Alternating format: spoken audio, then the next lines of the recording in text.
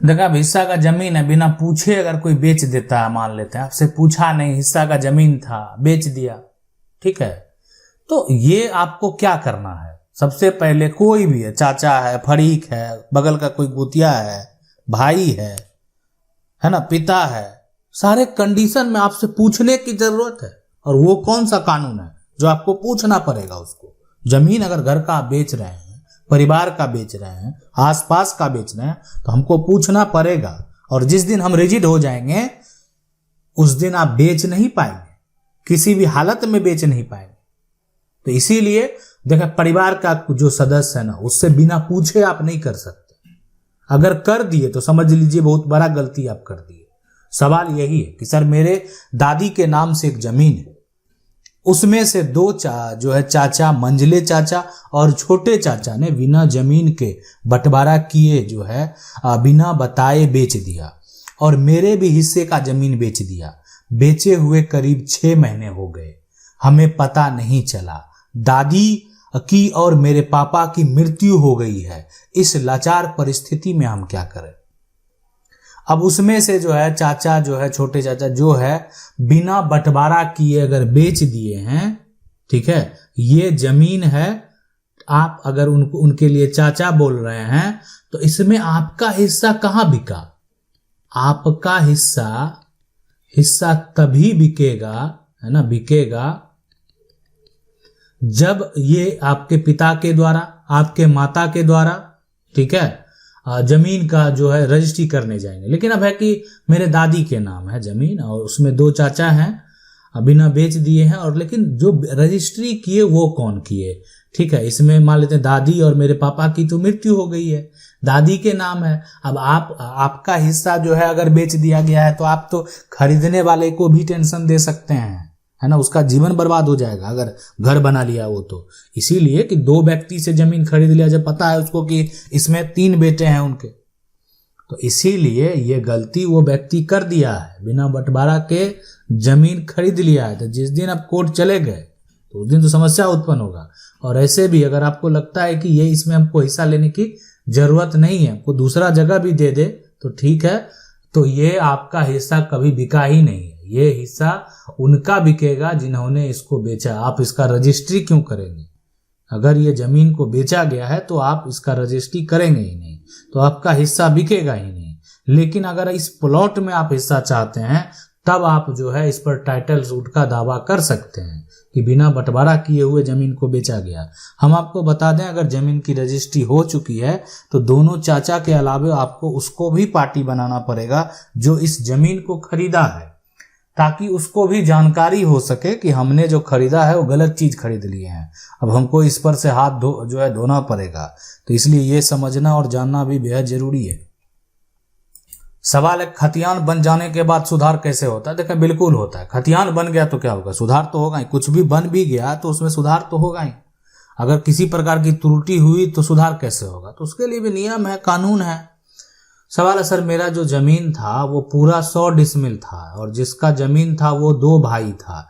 एक भाई ने किसी और को जो है और एक ने हमको बेचा, उसका खतियान बन गया है और हमको अभी उसी नाम पर है, और कर्मचारी कहता है कि उसके नाम पर जमाबंदी नहीं है।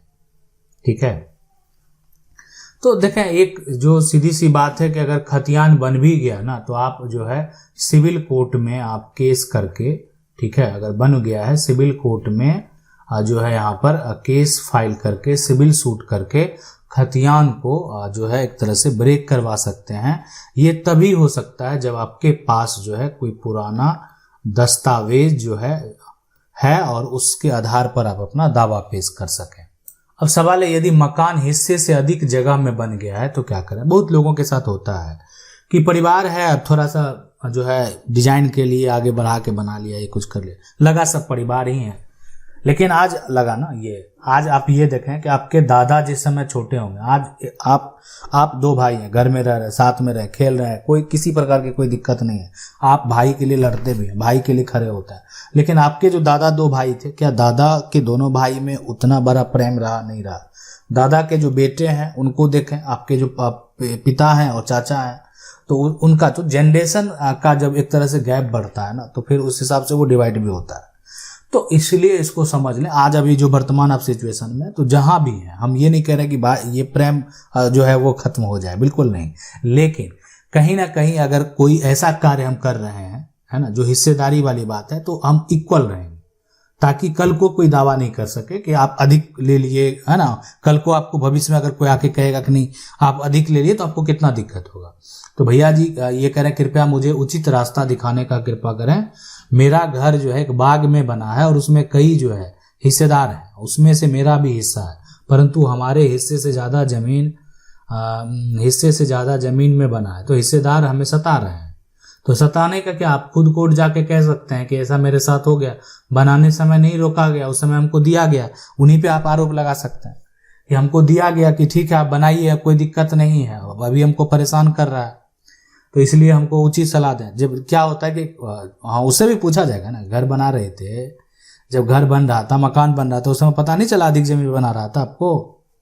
जो वो व्यक्ति है जब कोर्ट में आएगा तो उसको पूछा जाएगा ना, पूछेंगे ना कि ये जो घर बना रहे हो या बना रहा था, तुमको पता नहीं चला, आपको पता नहीं चला कि ये अधिक जमीन में बना रहा है। अब घर जब बन गया, लोग रह रहा है इसमें, तब आप जो है दावा कर रहे हैं। तो इसीलिए सरासर कहीं ना कहीं झूठ सच जो भी है वो आसानी से आप अपने वकील के ऊपर छोड़ दें, और यदि आपको तंग कर रहे हैं, सता कर रहे हैं, तो आप खुद उसके ऊपर केस फाइल कर दीजिए कि मेरे साथ ये समस्या और वो हमको परेशान कर रहे हैं। पहले उसी पे आरोप लगाइए कि उसी के द्वारा हमको प्रॉपर्टी दिया गया कि हम कहीं और मैनेज कर लेंगे। सीधी सी बात है कि अगर आप हिस्सा लेंगे तो बराबर ही लेंगे, तो कहीं ना कहीं मैनेज तो आपको देना ही होगा। सवाल है, जमीन का खेसरा का सुधार कैसे करें? देखें, ये क्या होता है खेसरा, जिसको बोलते हैं, बहुत सारा राज्य में ये बोला जाता है, और अगर आप नहीं जानते हैं तो जान लें, बहुत सारे राज्य में, इसीलिए लोग सवाल पूछते हैं।